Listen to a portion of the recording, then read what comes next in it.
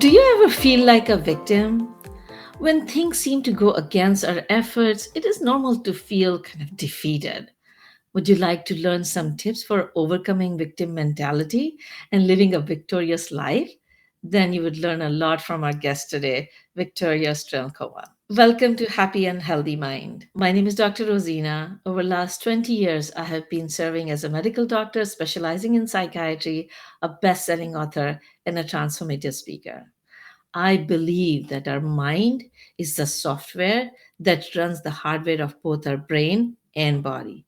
Therefore, I share practical tips for mental fitness so you can live your best life without burnout and unnecessary suffering. Please consult your healthcare professional for any treatment advice. But if you find this content helpful, then join our mission of eradicating preventable suffering and suicides by liking, subscribing, and sharing so more people can live their best life with health and happiness. So today our guest is Victoria Strelnikova. Victoria is an entrepreneur, facilitator, and a coach, a leader of over 200 home-based business owners, an artist, and a human trafficking advocate. Her passion is all things women, empowering them to ultimately be in power, with the belief that without exception, anyone can manifest a victorious life. So let's learn some tools from her. So, Victoria, thank you so much for joining us today. Thank you so much for having me. I'm honored. Welcome. So, can you share your story in terms of how your life was before you started working on these tools, and what changed in your life that this topic became so important for you?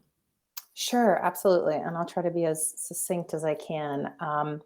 I'll just paint the picture of, I'm in my mid 30s, and I've really spent, I kind of break down my life into, part one, part two, part three. And in my early years, unfortunately, I went through a lot of trauma and abuse at home. And I was truly a victim. Things were happening to me. I was young, a child. They were things that are out of my control. Fast forward to my 20s, I perpetuated that victimhood. I engaged in toxic relationships, toxic habits, just really went through life feeling like I had a huge hole in my chest, just empty, but always believing that there was something more, something greater for this life, that possibly I was destined for something, but I just didn't know what it was.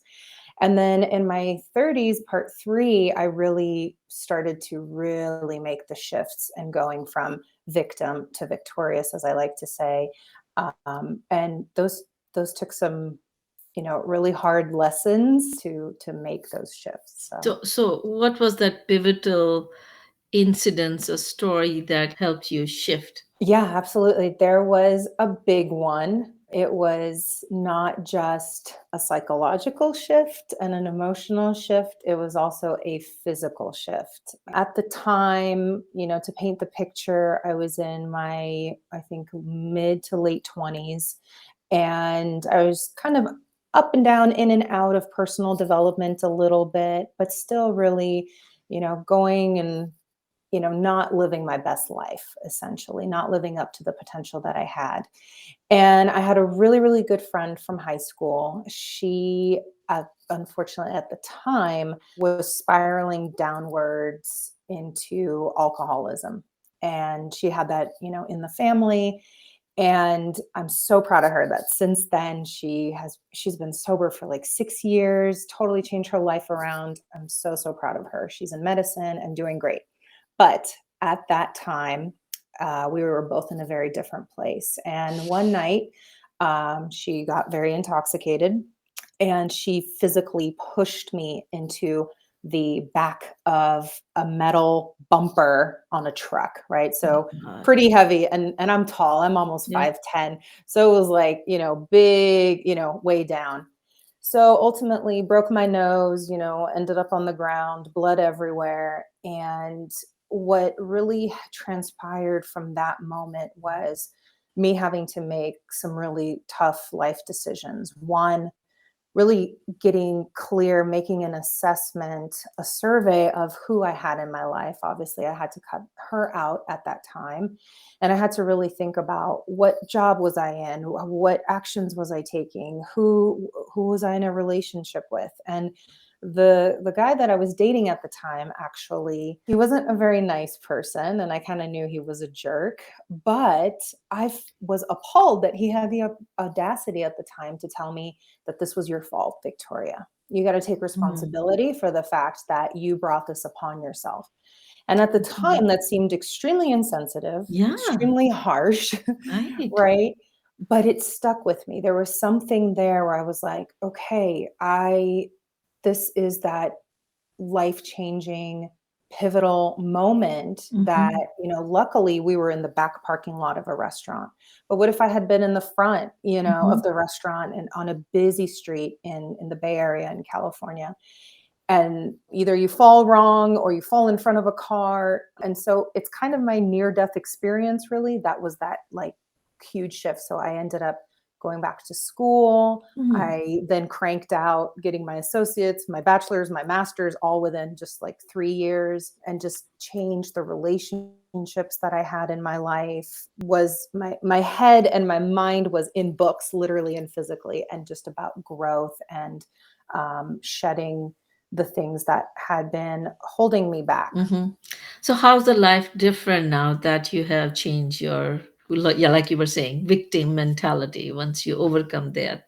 How is life different? It's very different, Dr. Rosina. Again, I went from someone who walked around with a very dark and heavy cloud above me and within me. And it didn't look like it on the outside. Everyone looked like I young and happy and thriving. I ultimately got to shift into feeling like literally feeling more victorious. Mm. My relationships changed. I Mhm. didn't have toxic conversations or interactions or drama. I didn't have, this meaningless feeling of like I couldn't go out and pursue the things that I was passionate about. I really got to step into using my voice and Mm. acknowledging the gifts that I had, the talents that I had, the things that people had always told me I had within myself that I held back on.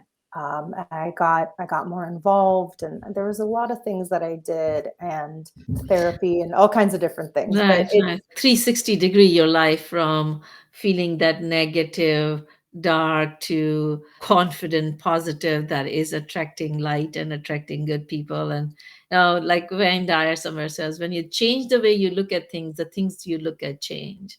So it seems like that happened in your life. yeah, So and yeah. actually, sorry if I could jump in right there. I love that you mentioned Dr. Wayne Dyer. There was a audio book of his that I was reading just a few years back, and that was another profound moment for me. One of the main points of that book was the idea that we get to take full responsibility of our lives. And that traced right back to that moment where the guy that I was dating said, "You brought this upon yourself." And it clicked for me. I was like, "Oh, Yeah, okay. yeah, I get to take full responsibility yeah. for everything." And it's empowering. That is Right. an empowering thing to do. I want to clarify a point over here that many times that phrase could be really taken negatively. So, like if like when you were a child, right, and you were abused, it was not in your control to get abused or not, right?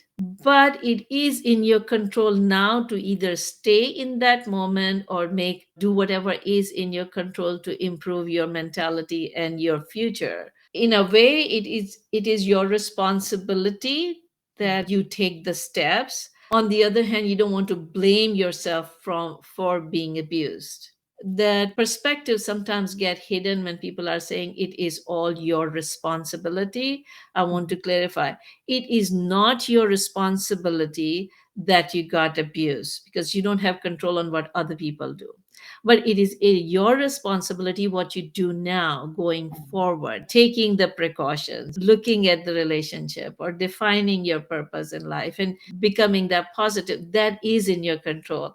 And so that is your responsibility to do the best within your circumstances. So don't blame, but take action to get better. All right. Can you share some of the tips and tools that helped you make this transition in overcoming this victim mentality and living this victorious life that you talk about that our audience can apply right away? Absolutely. I would say, first and foremost, just take a deep, honest look at where you're at. Just an assessment. I love to write. I have paper and pen. I have notepads and post-its and journals and all kinds of things. And I really encourage you to, go and buy yourself a brand new notebook, treat yourself, and just start writing. And the first thing that you can start writing is really looking at the 7 domains of your life: your mental wellness, your physical wellness, your spirituality, your relationships and connections, your mission and purpose, your work and career, and your finance and abundance. And within those domains of your life, really just write out, where am I at right now? No judgment, nothing. It's just a brain dump. Here's where I'm at. And then really ask yourself the question, am I happy with where I'm at right now? Like, do I feel fulfilled? Am I playing small here? Or in what ways am I still looking to grow or to bloom or blossom in this area of my life? That would be the very first step. Is we got to take inventory of where we're at and Yeah. forgive ourselves for whatever happened in the past, either things that people did to us, decisions we made, mistakes, whatever it might be. A decision that I made a long, long time ago was to never live my life in regret, because regret is very, very toxic feeling. So is shame. It will hold you back so much in your life. So I invite you, forgive yourself, forgive others. It's a journey. I know it takes time, especially forgiving others. Um, but those would be my first steps that I would Yeah. recommend. Yeah. It's so similar to my stress to joy system. I when the book came out, the first step of the stress to joy, like in the bigger 9 step system, was to acknowledge. And Mm. like you're saying, just take the inventory of where you are so that you can go where you want to go. That's wonderful. So once you do write down, let's say we all our listeners today, I encourage you to, because I did this exercise with Victoria and it was very helpful. Write down where you are so that the next step would be so that you can define where you want to go. But if you don't know where you are, you won't be able to identify where and how you want you go where you want to go. So what should be the second step? From there, you can, as you do that assessment, what I do is I go through a vision casting process with my clients. But let's say you don't have me, but we have a little surprise at the end of this session. But if you don't have me per se, and you're doing this on your own, then you really want to start brainstorming. Again, another brain dump. What would be the things that, like, if you could just literally snap your fingers, what would you want to have in your life? And you can think of some material things, but I really want you to also think about, how do you want to feel? One of the biggest things that I've worked on is figuring out how I want to feel. I want to feel victorious. I want to feel abundant. I want to feel free. I want to be all of those things. So again, just Do brainstorm, you do brain dump. that for all the 7 domains that you said? As far as feelings go, they can fall under the domains, or it could just be all encompassing. Okay. Like, I know that kind of my theme and my main feelings that I always want to have is love, freedom, abundance, victorious. And you find what those are for you. For some people, it's joy, it's unapologetic, it's empowered feminine, it's whatever resonates with you. Do that, and then write down on paper just your wildest dreams, like anything that you have ever thought, just let yourself dream, daydream, imagine what, what your life could look like, what you would want to have, what kind of relationship do you want to have? What kind of mental health do you want to have? What experiences do you want to create? Do you want to travel? Do you want to play an instrument? Like what is it that lights you up, that's buried within you? Because we all have it in ourselves, Right, right. but because we don't take the time for whatever reason to tap into that, to access that, we just kind of meander through life and just go from the next thing to the next thing to the next thing. And then from there, it's literally just taking baby steps. Like someone invites you to something, say yes, go. Put yourself out there. I'm an introvert and I put myself out there. Like I step out of my introvertedness to share what I have to share with the world, whether it's my artwork or whether it's my passion for eradicating sex trafficking, or whether it's coaching, or whatever it might be. But then I also have downtime where I know how to recharge, replenish, and fill my cup back up. So say yes to opportunities, take a Not like the risk. Yes Men. Have you watched the have you watched the Oh no, movie okay, Yes not Men? that extreme. Yeah, with Jim Carrey. Yes, Like yes, yes. yes, yes to everything. Okay, maybe don't go from like, saying yes to like an event to like jumping off a plane. Like maybe give yourself some, I'm still not at the point where I've jumped out of a plane yet, though I kind of want to, because I've always had this fascination with flying. But just start saying yes and you'll be surprised. Just take my word for it. And I'm sure Dr. Rosina will confirm this as well. As soon as you start shifting your mentality and saying, I am closed to this bad stuff over here, and I'm available and open for good people, good music, good food, good opportunities, those things will start coming to you and you'll start seeing those opportunities. And it's just one day at a time, really, from there. It sounds so basic, but that's what it compounds to. And it's my life is where it is now because I've stepped out of my comfort zone continuously, and I have said yes even when I was super scared, and But you picking listened to myself your back up. intuition and did not say yes to the wrong opportunities. No, I don't think I even attract the wrong opportunities. But like, a friend offers, let's have a drink, let's try this drug, let's go to some Oh dangerous no. place. So you're using your intuition and not saying yes to everything, but saying yes to opportunity and not saying no just because of the fear, because sometimes Mhm. fear prevents us from utilizing the opportunities. So yes, use your intellect, use your gut feeling, but open up and not be a no person. Yes, absolutely. I love all of the disclaimers that you add underneath. That's perfect.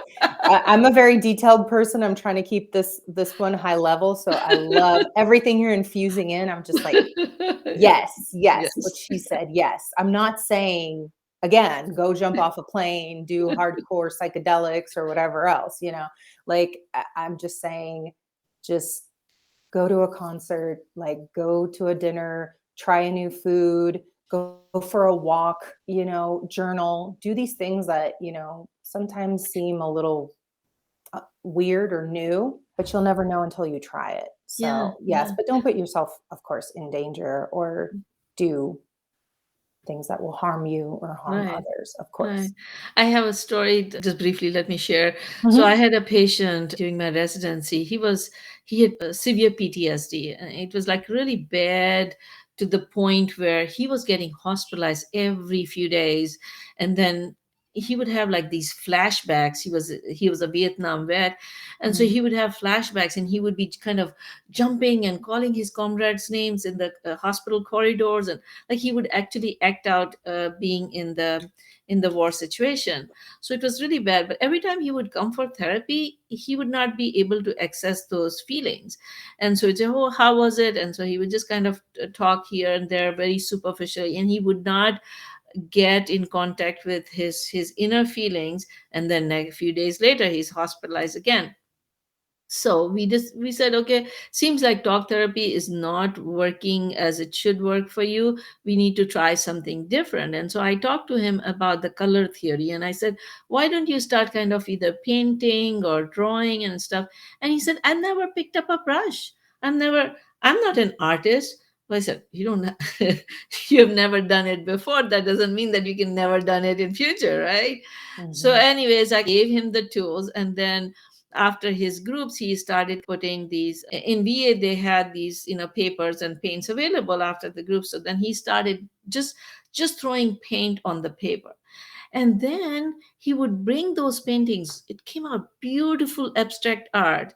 And he would bring in and he would say, well, I was feeling this way when I did this, and I was feeling this when I was thinking about it. And once he was able to get in connection with his inner feelings, he was able to verbalize them. And then he started making progress, and he started getting really better. His hospitalization rate went down. Sometimes when I'm doing a retreat, I call it art therapy, because sometimes art has that ability to get people be able to relax and get in contact with their inner feelings.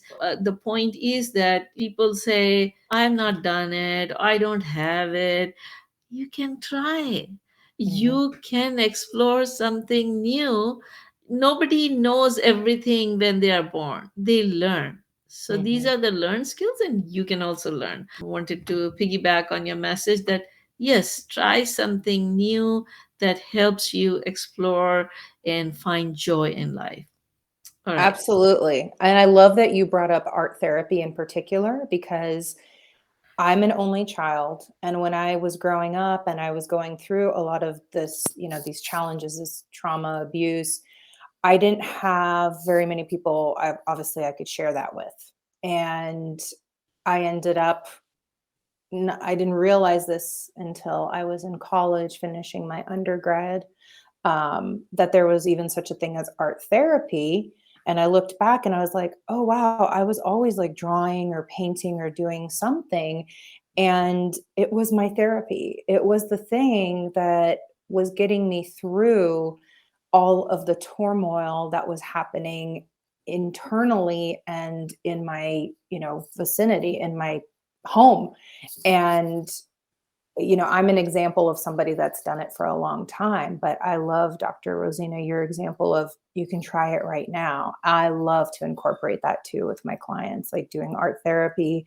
And art therapy is a real thing. My first ever therapist that I went to, she was an art therapist. I highly recommend it. So it's just an unleashing, and that can even be singing, that can be acting, it can be whatever. It can even just be humming, yelling, walking, anything really. Right, So, right. Yeah, yeah. I know of one of my friends, psychiatrist. He was 60 plus when he got diagnosed with cancer. One time when I went to meet with him for lunch, I was asking him, so what do you do when you're not? So what he was doing was, he was telling me that whenever he was having his chemotherapy for a week, he was like feeling really miserable. And then, in the next week, when he felt better, he would see patients. So he was just seeing patients 1 week, off 1 week after chemo, 1 week patients. So I was asking him what he was doing, and he said, "See this cap, this and so I knit." I said, "What? I've never thought about a 60-plus-year-old man knit." And he said, mhm, "Why not? Society has kind of put these criteria in terms of who can do what.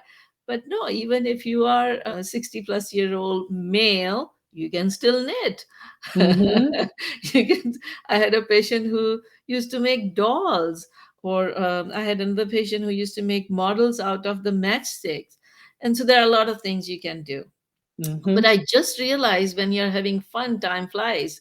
So, so is there any other tip that you want to share before we wrap up? A specific action. I think I would just go back to, go and get that journal. That's like the first step. Just write out your thoughts, anything that comes to mind. Don't be intimidated. It's just another version of a blank canvas. And just let things pour out or just sit and doodle. that's your art therapy, just start with that. That was like one of the best things I've ever done, is just putting pen to paper and letting whatever was in my mind come out.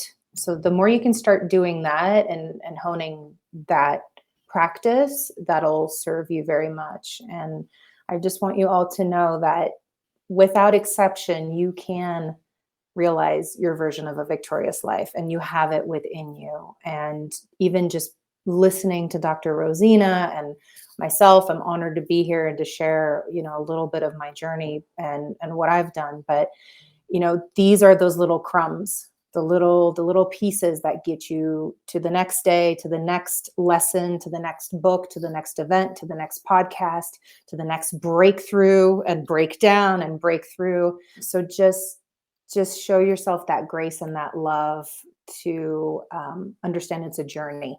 You don't heal in one day. You don't actualize in one day. It's a lifelong journey. So just enjoy the journey and create a victorious one for yourself. So life is like that journey on the curvy road. There are many traffic lights, and so when the right lights are red, stop and get the help, and when it's yellow, kind of calm down and slow down, and when it's green, keep enjoying and moving. So wonderful. And so, do you, if people want to reach you, how they can reach you? Yeah, my website, you can go ahead and go on my website. I mean, you'll type in the HTTPS and all of that, www, but it's just my first name, last name, Victoria, Victoria. My last name, Strelnikova, Strelnikova.com, victoriastrelnikova.com. And tell us about your gift. Thank you so much for sharing a complimentary 45-minute mini vision casting session. So, what if our audience take that offer? What would they get? Absolutely. So head to my website. There'll be a link in there to schedule your 45-minute session. It's exactly what it sounds like, 45 minutes with me. I want to give you a little taste, a flavor of realizing your vision, what your vision is. So I would say come with one domain that you really are just like burning and itching to work on. So let's say maybe it's relationships. You really want to figure out what is your vision for your relationships in your life, your connections. So come with that. We'll focus on one. I'll walk you through the process that I use with my clients, and I guarantee you'll walk away from that feeling already victorious, that you've gotten some clarity. So, but if you have any other, questions or something that you might want some coaching on, I'm happy to support you with that as well. So it's just a gift of my time, knowledge, experience, with no strings attached. It's just my thank you to Dr. Rosina and her community. So I hope you'll take me up on the offer.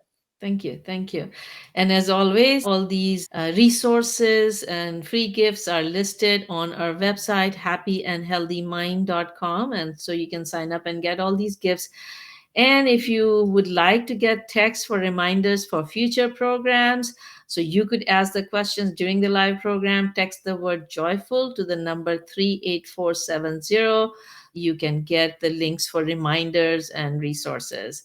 And so now it's time for the special of the day. So, special for the day is for those times when your mind is full of these negative thoughts. You want to change them, but it is hard for you to change them. So, I can share a technique that may help you. Would you like to learn that? I would. Yes, please. Right. So I'm calling it now Invasive English IV. I just made that name recently because last week we had Global Civic Day. In that we volunteer. So I was volunteering for Green Kirkland and Green Kirkland Partnership. And so we all went over there, volunteers, and the lead was explaining our job was to get rid of invasive English ivy. And I always like these beautiful ivy growing on top of the trees. And so I said, why are we removing it? At some level, I knew that there's okay, it's a weed, so we should remove it. But it looks so beautiful. And so the guide explained that look at this tree, and that one of the tree was like full of all these ivies growing all around. And he says, see, this tree is dead because this is invasive weed. So what it does is it gets on the tree and it absorbs all the nutrition, and then it kills the tree. So Wow. when you are removing the ivy, you are actually protecting these big, beautiful trees that give us oxygen and shade and, protect our environment. And so to protect our environment, we are getting rid of these weeds. And so I realized that even things that may look beautiful, they can also have these damaging effect on environment. We all worked on getting rid of those ivies, but then the later part of the day when we were volunteering, we got to spread the very ivy that must have been picked up by volunteers maybe 5 or 6 years back, that had dried out and that was now dead. We went and spread it around in the forest, because what it does is then it becomes fertilizer for the trees to grow. So the same ivy that can kill if it is allowed to grow out of control can also provide nourishment to the forest. And so I saw this analogy between, our thoughts. Sometimes our thoughts are like this invasive ivy that kills our desire, our passion, our compassion, our joy. It sucks it out of us. And so we really need to get rid of those invasive ivy and those negative thoughts, and then use them in a positive manner, so then it uplifts us. So next time when you are having these thoughts of, poor me, why did this person did this to you, I can't do anything about it, watch out that thought, because that thought is like that invasive ivy. If you let it grow, it would keep growing and it would suck all the joy out of you. And how to get that thought shifted? Think about, okay, so this is true that this person has been, let's say you're working and your supervisor or your coworker gives you a negative feedback. All right, the automatic thought would be, this person hates me and they want me to lose my job, or they want to see me fail. Right, these are kind of automatic thoughts come. These are automatic negative thoughts, so we call them ants. Mhm. So watch out for those ants or those invasive IV, and see what can be the alternate truth. Like every coin has two sides, right? So you can see the negative side, you can see the positive side. So see what is the other alternative which is also true. So if you step back and you say, she's giving me the feedback because she wants me to be the best version of myself. Or even if she doesn't want, like in your situation when your boyfriend said, that you brought upon you, it felt miserable, but you were able to learn the lesson. Mhm. Here's the message for me that I need to take steps, right? And so Mhm. you took the other side of it. So you shifted the thought on how bad this person is, and here I am victimized and he's victimizing me. That was initial response, that was your automatic negative thought, which comes automatically, naturally. Once it comes, you watch it and you shift it to what is the alternate truth, and then change your hurtful thought to the helpful thought, from that negative thought to positive thought. And many times you may not be able to do it right away. Sometimes it may take you days to be able to do this exercise. But as you continue to work on that thought shifting, gradually you would be able to do it faster. So first it will be a few days, then maybe at the end of the day, maybe then it would be maybe within an hour, and then by the time you would train yourself so much that you'd be able to change your thought right away in the moment. So then you would be able to get rid of those automatic negative thoughts or that invasive ivy from growing in the first place, and keep your mental forest healthy and prospering. So, on that note, let me leave you with a question. So, what do you choose today?